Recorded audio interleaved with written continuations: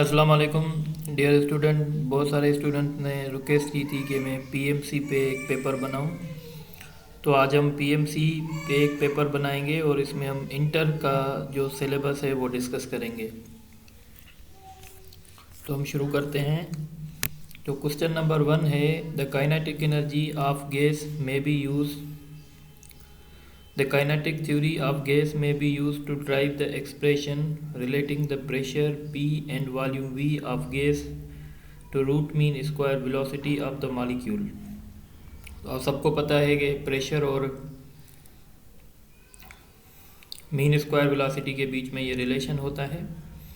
In this expression what does the product N M represent. तो ये जो N M होता है ये टोटल मास होता है गैस का। हम ऐसे कह सकते हैं the mass of gas present in volume we. तो इसका ऑप्शन ए होगा। उसके बाद क्वेश्चन नंबर 2 है, what are the properties that affect the internal energy of fix mass of gas. तो इंटरनल एनर्जी सिर्फ और सिर्फ टेम्परेचर पे डिपेंड करती है, ना प्रेशर पे डिपेंड करती है, ना वॉल्यूम पे डिपेंड करती है, एक नंबर ऑफ मोल्स पे डिपेंड करती है और टेम्परेचर पे। तो इसका ऑप्शन सी होगा। क्वेश्चन नंबर 3 है, a mono atomic ideal gas undergoes an isothermal change, then which of the following correct describe the state of gas. तो अगर आइसोथर्मल चेंज है तो आइसोथर्मल चेंज में आपको पता है कि इंटरनल एनर्जी चेंज नहीं होती है। तो इसका ऑप्शन सी है। क्वेश्चन नंबर 4 है, a fix mass of an ideal gas has initial volume 1.5 into 10⁻³ and initial pressure of 1 into 10⁵ Pascal. With its pressure kept constant, it supplied 770 joule of heat and its volume increased 1.7 into 10⁻³ What happens to internal energy? तो हम first law use करेंगे। सबसे पहले हमने change in volume find किया 1.7 minus 1.5, तो change in volume आया 0.2 into 10⁻³ pressure हमें 1 इंटू 10⁵ दिया गया है, डेल्टा क्यू ये दिया गया है। तो इस तरीके से हमने first law of thermodynamics use किया। हीट एब्जॉर्ब हुई है तो प्लस की साइन आएगी और 1 इंटू 10⁵ और वॉल्यूम में चेंज जो आया 0.2 इंटू 10⁻³ होगा। इस तरीके से जब हम सॉल्व करेंगे तो इसका रिजल्ट 20 होगा। 20 वहाँ जाएगा तो 70 में से माइनस होकर 50। अब 50 में प्लस की साइन आई है तो इसका मतलब है इंटरनल एनर्जी इंक्रीज होगी। तो इसका ऑप्शन सी है। उसके बाद क्वेश्चन नंबर 5 है जो कि बहुत कॉन्सेप्चुअल है, the charge sphere P repels the charge sphere Q. अब देखें पी और क्यू रिपल कर रहा है, इसका मतलब है पी और क्यू पे सेम चार्जेस होनी चाहिए। तो सेम चार्जेस ऑप्शन ए में भी है, बी में भी है, सी में भी है। Charge Q attracts charge Z. अब क्यू जो है जेड को अट्रैक्ट कर रहा है, इसका मतलब है क्यू और जेड की चार्ज अपोजिट होनी चाहिए। तो अब ऑप्शन ए ख़त्म हो गया। अब ऑप्शन है आपके पास, बी तो पहले से ही ख़त्म था। अब आपके पास ऑप्शन या तो सी है या तो डी है। आगे बढ़ते हैं। And charge sphere Z repels Y. अब जेड अगर रिपल कर रहा है वाई को तो जेड और वाई की चार्जेस सेम होनी चाहिए, लिहाजा ऑप्शन डी सही है। क्वेश्चन नंबर 6 है, the electric field strength between two parallel conducting plate is to be determined if the potential difference between two plates is known what is additional information. तो अगर आप potential difference आपको पता है और आप इलेक्ट्रिक फील्ड फाइंड करना चाहते हैं तो आपको सेपरेशन पता होना चाहिए प्लेट्स के बीच में। तो इसका ऑप्शन ए होगा। क्वेश्चन नंबर 7 है, when a charge of 3 coulomb is moved from infinity two point x in an electric field the work done is 15 joule what is the electric potential. तो electric potential का formula होगा work upon charge. Work 15 है, charge का magnitude 3 था तो 5 volt होगा। इसका option D है। क्वेश्चन नंबर 8 है, 3 capacitor each of capacitors 3, 6 and 2 are connected in series across the potential difference of 90 then voltage across 3 microfarad. तो वोल्टेज फाइंड करने के लिए पहले इक्विवेलेंट कैपेसिटेंस फाइंड करनी पड़ेगी और सीरीज़ में जो इक्विवेलेंट कैपेसिटेंस फाइंड करते हैं उसका फार्मूला ये है। यहाँ से हमने इक्विवेलेंट कैपेसिटेंस फाइंड की 1। अब हम चार्ज फाइंड करेंगे तो चार्ज मिलेगा C इक्विवेलेंट इंटू वी, तो चार्ज मिला 90 माइक्रोकूलम। अब अगर हम V1 फाइंड करना चाहते हैं तो Q डिवाइडेड बाय C1 होगा। तो इसका ऑप्शन 30 वोल्ट है जो मैंने सेलेक्ट किया है। क्वेश्चन नंबर 9 है, in a cathode rays tube the electron are accelerated from a cathode to anode by a potential difference of 2000 volt. This potential difference is increase by 8000 volts. अब देखें potential difference जो है आपका 4 times बढ़ा है। अगर potential difference 4 times बढ़ेगा तो kinetic energy directly proportional to potential difference होती है, तो वो भी 4 टाइम्स बढ़ेगी। वेलोसिटी जो है वो अंडर रूट v से डिपेंड करती है, तो इसलिए हम कहेंगे कि अगर पोटेंशियल डिफरेंस 4 टाइम्स बढ़ा है तो एक्सेलरेटिंग वेलोसिटी जो होगी वो 2 टाइम्स बढ़ेगी। इसका ऑप्शन बी होगा।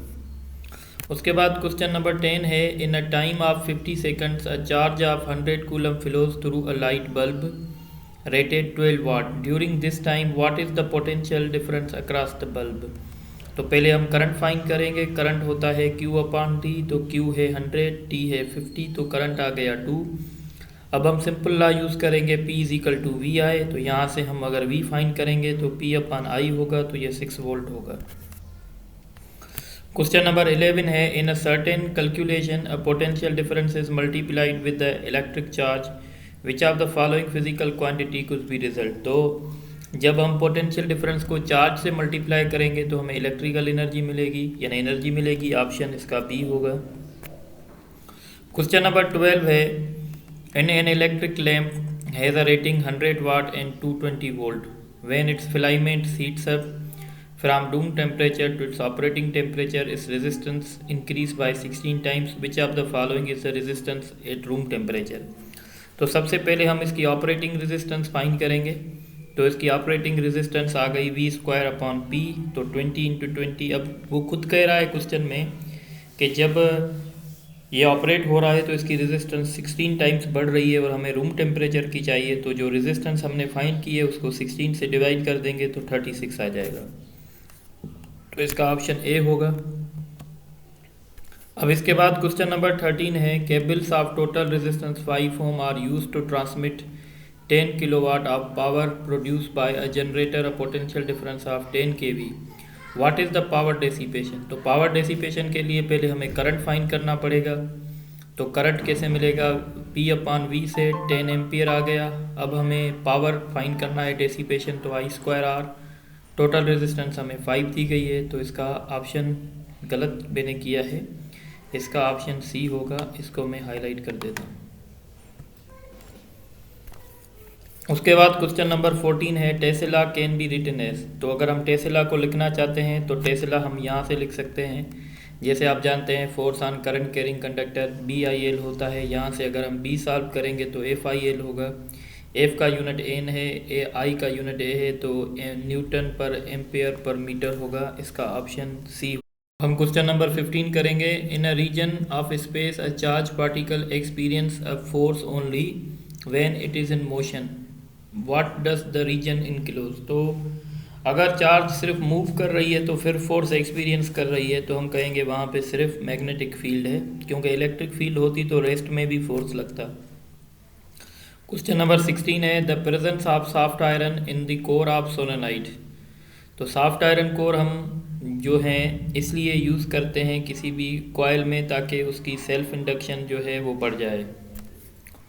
क्वेश्चन नंबर 17 है, in step up transformer. Step up transformer जो होगा सेकेंडरी पे उसकी voltage on secondary winding is greater than the voltage on primary winding. ये सही है क्योंकि स्टेप अप ट्रांसफार्मर है। What is the most important function of soft iron core in an ideal transformer. तो ट्रांसफार्मर में जो हम सॉफ्ट आयरन कोर यूज़ करते हैं तो हम फ्लक्स लिंकेज को इम्प्रूव करना चाहते हैं, यानी हम कहते हैं कि जितनी फ्लक्स प्राइमरी में प्रोड्यूस हो वो सारी जाके सेकेंडरी के साथ लिंक हो जाए। क्वेश्चन नंबर 19 है, the EMF generated by electric generator depends upon number of turns. तो आपको पता होगा NA⍵B फार्मूला होता है EMF का। तो ये सारे फैक्टर्स हैं, इसलिए ऑल ऑफ दीज होगा। क्वेश्चन नंबर 20 है, the current increases from 0 to 1 ampere in 0.1 seconds in a coil of 5 mAh, then magnitude of induced EMF। तो करंट जो चेंज हुआ वो 0 से 1 हो गया, तो चेंज 1 आया, टाइम 0.1 है, सेल्फ इंडक्टेंस 5 × 10⁻³ है, तो सेल्फ इंडक्शन का फार्मूला हमने यूज़ किया, तो जब हम कैलकुलेट करेंगे तो 0.05 आएगा, तो इसका ऑप्शन बी होगा। क्वेश्चन नंबर 21 है Lenz's law is consequences of law of conservation of. तो लेंज़िस लॉ जो है वो law of conservation of energy भी कहलाता है। उसके बाद क्वेश्चन नंबर 22 है which description based represent a hole in semiconductor. तो सेमीकंडक्टर में होल तब बनता है जब वहाँ से एक इलेक्ट्रॉन मिस होता है, तो इसका ऑप्शन सी होगा। क्वेश्चन नंबर 23 है अ डायोड कैन कंडक्ट। तो डायोड जो होता है या तो पॉजिटिव हाफ साइकिल कंडक्ट करता है या तो नेगेटिव करता है, तो इसका ऑप्शन सी होगा। Which of the following best describe a photon. तो फोटॉन जो है वो बेसिकली क्वांटम है इलेक्ट्रोमैग्नेटिक रेडिएशन का, यानी फोटॉन एक किस्म की एनर्जी है, फोटॉन कैरियर है इलेक्ट्रोमैग्नेटिक एनर्जी का, तो इसका ऑप्शन डी होगा। क्वेश्चन नंबर 25 है which phenomena can not be explain by the wave theory of light.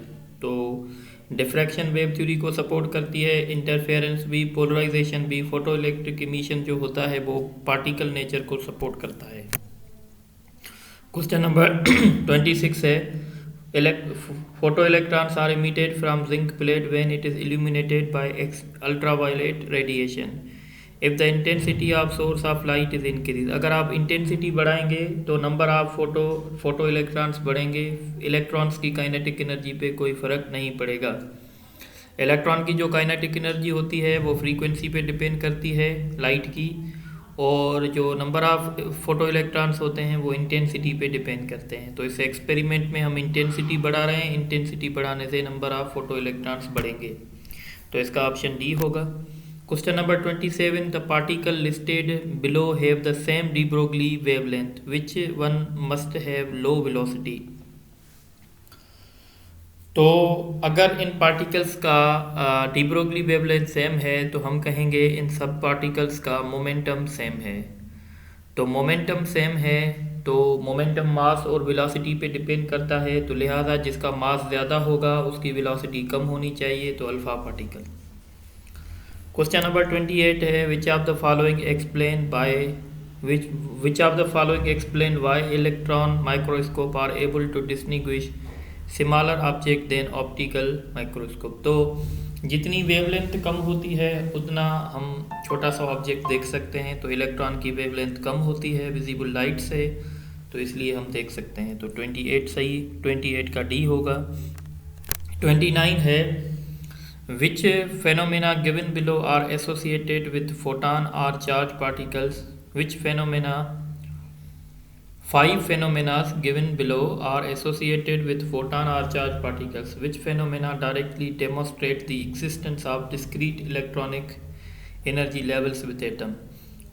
तो अगर हम एनर्जी लेवल्स पढ़ना चाहते हैं तो इसका मतलब है हम लाइन स्पेक्ट्रम पढ़ेंगे या हम इमिशन स्पेक्ट्रा भी पढ़ सकते हैं, एब्जॉर्प्शन भी पढ़ सकते हैं, तो 3 और 4 होगा।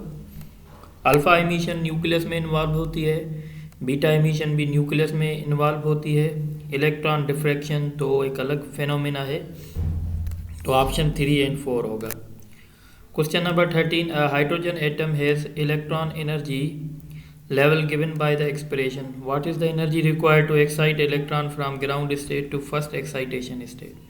तो फर्स्ट एक्साइटेशन स्टेट यानी हम E2 माइनस E1 फाइंड करेंगे, तो यहाँ से जब हम कैलकुलेट करेंगे तो 10.2 इलेक्ट्रॉन वोल्ट आएगा। उसके बाद क्वेश्चन नंबर 31 है the electron of hydrogen atom makes transition n = 4 to n = 2। जब 4 से 2 पे लगेगा तो विजिबल सीरीज इमिट होगी जिसको हम पाल्मर सीरीज कहते हैं।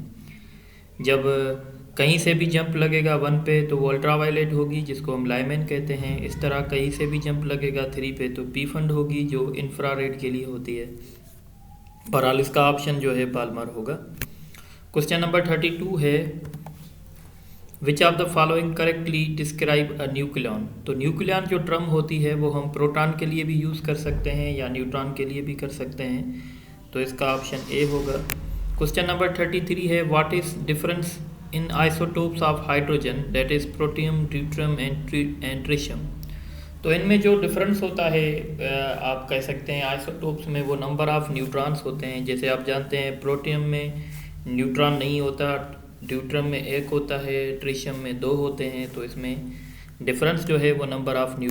उसके बाद क्वेश्चन नंबर 24 है, one isotope of uranium has a nucleus represented by uranium 92 235 which set of the following define electron proton. तो ये जो होता है वो एटॉमिक नंबर होता है और एटॉमिक नंबर प्रोटॉन को रिप्रेजेंट करता है। जितने प्रोटॉन होते हैं उतने न्यूट्रॉन होते हैं, तो 92 या नीचे आप देख सकते हैं मैंने सॉल्यूशन की है।